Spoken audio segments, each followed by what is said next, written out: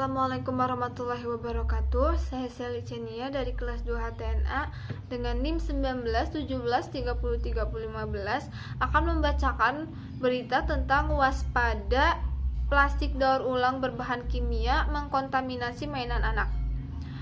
Anak-anak sudah bisa dipastikan selalu dekat dengan mainannya. Namun kerap kali orang tua abai memperhatikan bahan apa yang terkandung di dalam mainannya. Padahal hal itu penting untuk memastikan anak-anak aman bermain dari bahan-bahan yang berbahaya bagi kesehatan mereka.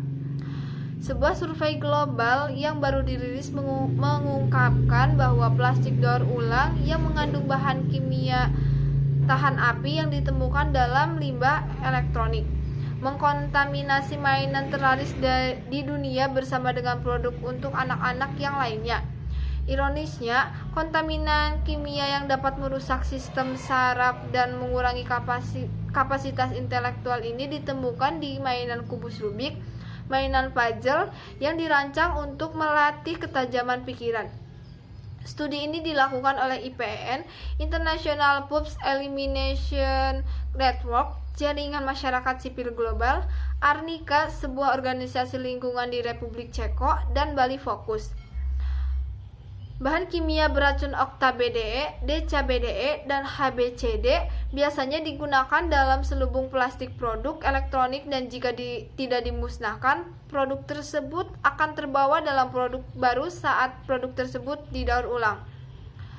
Di Indonesia, Bali Focus membeli 15 mainan sejenis Rubik dan mengirimkannya ke Republik Ceko untuk dianalisis. 5 sampel dipilih untuk dianalisis di laboratorium. Survei produk dari 26 negara termasuk dari Indonesia ditemukan hampir setengah dari semua produk, 43% mengandung HBCD.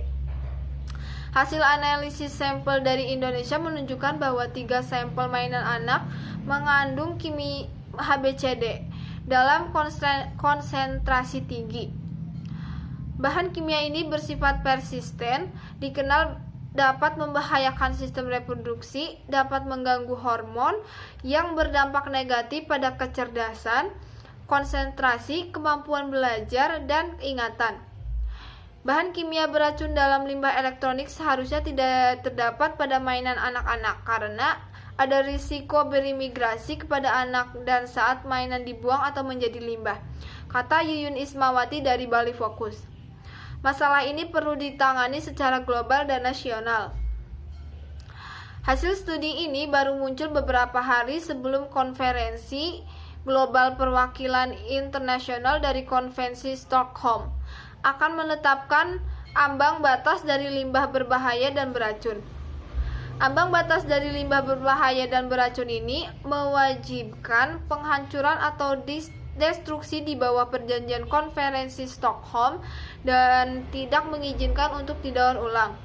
Okta-BDE, HBCD, dan deca-BDE yang mengejutkan beberapa kandungan bahan kimia beracun pada produk anak-anak dalam penelitian ini melebihi ambang batas limbah berbahaya yang diusulkan.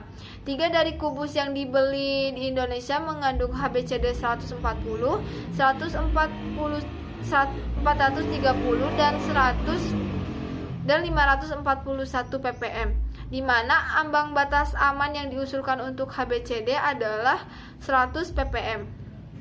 Kita membutuhkan batas nilai untuk limbah berbahaya.